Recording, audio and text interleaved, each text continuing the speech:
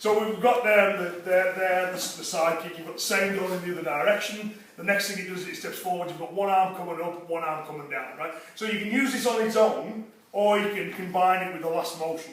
So for the sake of making little drills to help us remember everything, we'll combine it with the last motion. But the basic idea as I see it, and it'll make more sense if we're getting the thing, it's the same old thing, just press that arm down, and this one comes up. You know, so you've just got the kind of press one arm goes down, one arm comes up. So on its own, if we're fighting, bang, that's a perfect. If he blocks it, then we'll look at the next motion in a minute. So again, it's usual, the kata's always got an app for that, it's always got a what if. But the idea is pushing the arm down, coming in and striking under the chin to start with. To make it a bit of fun, we'll move to the side, we've gone from here, I've got to do the kick, it hasn't worked for me in the way I would like. What I'm now worried about, of course, is if Lee takes a step this way, he's going to go round my back. You know what I mean? So that's one of the kind of, you know, if he falls, it's all good. If he doesn't from there, what I want you to do is pass it, push the arm down, strike under the chin. So we're just going to move on the next movement, we're going to put those two together. So we're there, I've redirected, I've gone away from the danger arm, I've gone for my kick, for whatever reason it hasn't worked. If he'd start to move, I don't like that. So I'll square up back in front of him from there, boom, to here. Everyone okay with that? And if he blocks it, there's an app for that, you'll see. Okay, we can get about halfway through the kata next part. When he turns, Chris going, got one arm pressing down, one arm across the chest, and the next movement he turns back to the start position again. Everyone okay with that? You know what I mean? If you haven't, if you don't do this kata, you'll have versions of it, or versions of that motion. So we're moving across the side, striking here. Right? I'm lifting up from there, I've got to do my side kick, it hasn't quite worked for me the way I wanted. I've retracted that arm round, I've pushed an arm down, I've struck in from here. As we mentioned, if you manage to block this, what I'm going to do is just similar to what we're working with Basai before, I'm going to yield this. So as Lee's energy wants to go that way, I'm going to yield it, I'm going to guide it past and press it down, but I want to make sure I keep control of this elbow as well. So I'm going to go to here. You know, so again, you know, as the kind of goes there, I'm doing the same thing.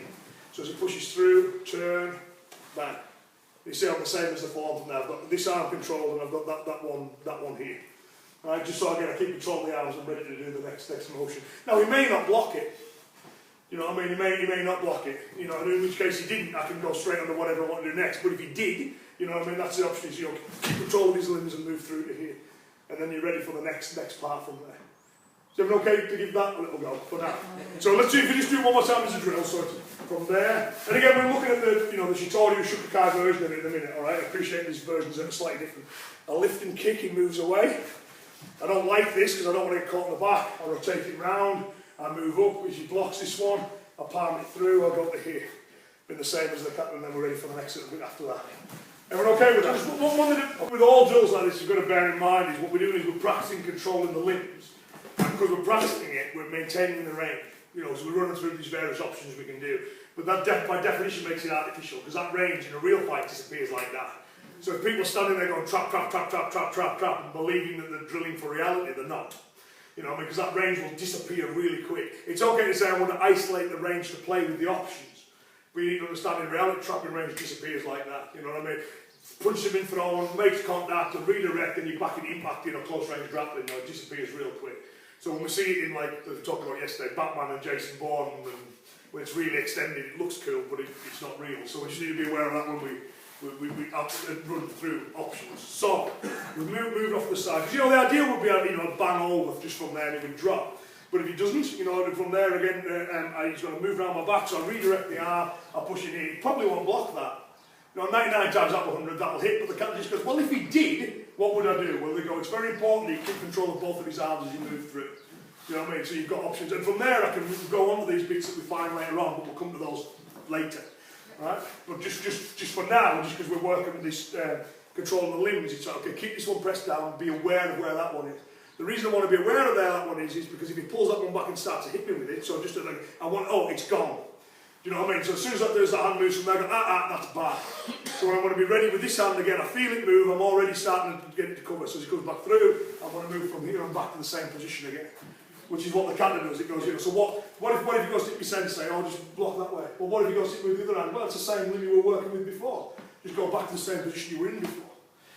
Right, so it's a little drill from there, moving off, side kicking, going to do it here. Alright?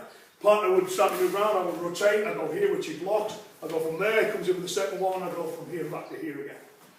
Is everyone okay with that so far? Okay, cool. Play. And from first one of those, so And then, again, as usual, Kata's repeat, so we'll go forwards a bit, presses down, switches, goes back, shows it on this side, goes back to the first side, shows the same thing again. So it's just drilling the same thing on different sides from there. Next little bit, it yields off, and you've got one arm hooking down in that position, one arm down in that position in the cat stance. Okay, the next part is, you've got the hand comes up and pushes up the side of the head, and that's where we'll stop for the minute, alright? So, to put it back into our drill, for aid of memory and ease of practice, one is we've got to there, got to do the kick, it hasn't worked, it's starting to move around my back. I redirect it, I go to here, he blocks this one, I will turn and go here, if he swings a shot in with that one, again I'm going to turn and go here. Next thing he's got to do is, I'll feel it from the movement of the elbow. Right, so when the arm, if he throws a big hook with the hand, I'll feel that elbow start to move. So I feel the elbow start to move and go, whoops, the big hook coming off the back hand, there's the big hook. So what I want to do is I want you to redirect it and take it over and down. So there's the same part of the kata from there. And having done that again, your hand's going to come up to find his head. Is everyone okay with that idea? So you've got your datum set from there. So just walking it through slowly again. So we've got one to here, that didn't quite work. He moves around, goes here, turns to there, swings in his shot, goes from here, throws in his big hook, guiding around, find his head. Is everyone okay with that? Then we're ready for the next part of the form from there. Okay, I'm going to pause there. So for one more time from there, so we're going again. So taking the arm side, kicking off. Right? Again, if he starts to move, I'll turn to here. If he punishes from there, I'm going here. If he punishes from here, I'm going back to this position from there. Sorry, Lee, there was an extra one then from here to here. Everyone okay with that? I think there was a little extra eye attempting gouge there. That's a bonus thing. Everyone okay? Give that one more go. Redirect the arm 90 degrees. Crunching for this. If this works, great. If it falls over. If it doesn't, we have a problem. He's going to move to the back. Circle round, come up with the palm heel from there. If he pushes that across, I want to try and keep location of both the arms. If he was to pull this one back from there, I'm going to go back and move. So I do what the kata does and go back to here. If he throws a hook from here, then I'm going to redirect it. I'm going to go out. I either then, depending on the style, I either push the hand and shift it and impact, or I bring both hands to the head, pull this hand back and impact. So it's finally, there's the jaw, you're now in a nice safe position, you're on the outside of it, bang, from here, because I've got both those arms set up. And then I'm ready to start playing with this. There, it's hooked over, hand finds the head, we've got an impact, we've got a kick coming through from there, drops into here. That's where we'll stop for now. Okay, because the next bit, you'll step right back with the foot and goes here, which we'll come to, but we'll do that in a moment, yeah? So again, just putting it together end to end as a drill, obviously, in application, wouldn't work that way. I mean, there's no reason, for example, I could do the first bit, but I could go straight to this. I don't need to do it all in the order of the kata shows us.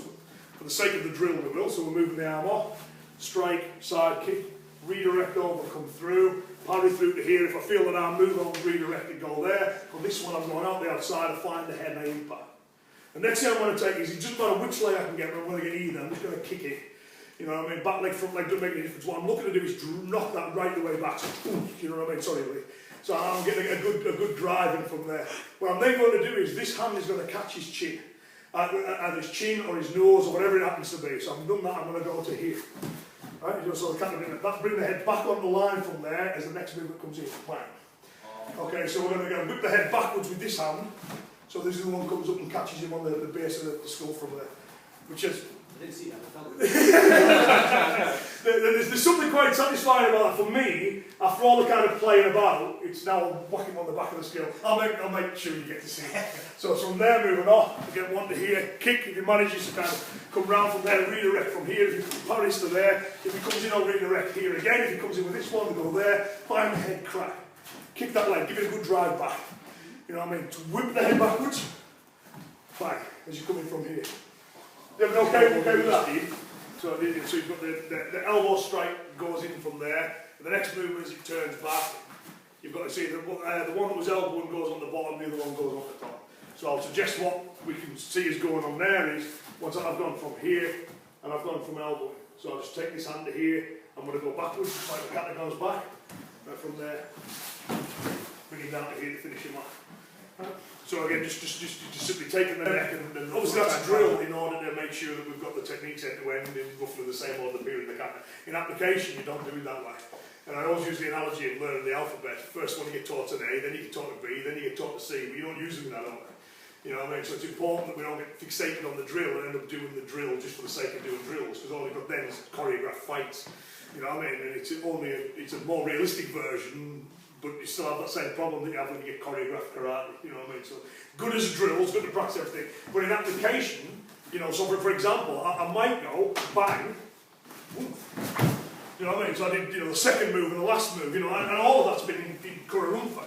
Do you know what I mean? So it can happen in whatever way that the motions happen to be applied. It doesn't necessarily have to be in that order. So same thing again, we can be fighting away, I can come into contact with this one here, I can go straight for that. I can redirect as we did it from here, then I can go back to side kick. You know, if that hasn't worked, I start to lose balance, I'll cranking round again. You know what I mean? It's just using the things out of order. You know, I could do the same thing again, I could go here and I could go straight to this. You know, thank you. In reality, as I often joke, he's not going to go, you've missed a few moves out, mate. Yeah. You know, when his balance is broken, he's getting cracked in the knees, his neck's getting cracked. So it's always a good idea when we've got the drill to break the drill. So that's another phrase in the dojo, create drills to break drills. You know, I mean, we've got them as a means to practice things, but then very quickly we want to start using them in other ways. So what I'd like to do now is play, just with all those various movements, play with the order, find which ways they fit together, find which ways they don't fit together.